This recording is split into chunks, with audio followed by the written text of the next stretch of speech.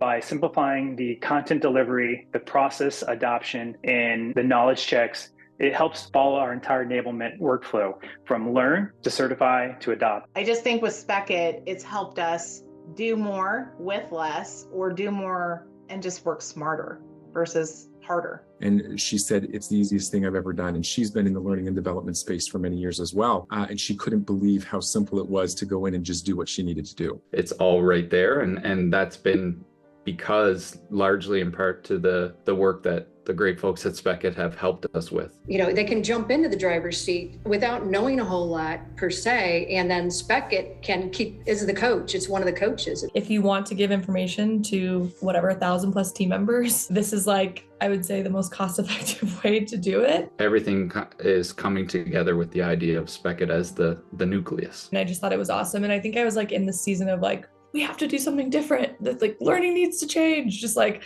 on this hill. Like Spekit actually probably takes the place of a whole staff person.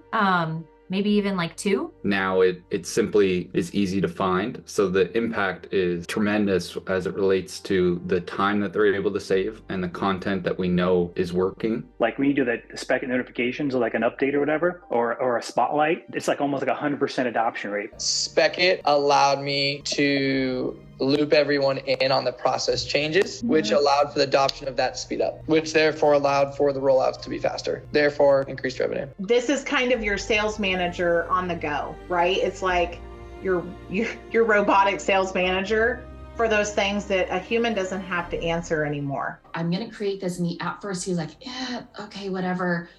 And then I like went through the demo of it, like, here's what I've created and here's what your team will see. And he's like, oh, I'm on board. And I was like, I'm sorry, what? And he's like, Chelsea, I did not like Spekit, but this is badass. I will go get a Spekit tattoo on my ass. I'm like, yeah!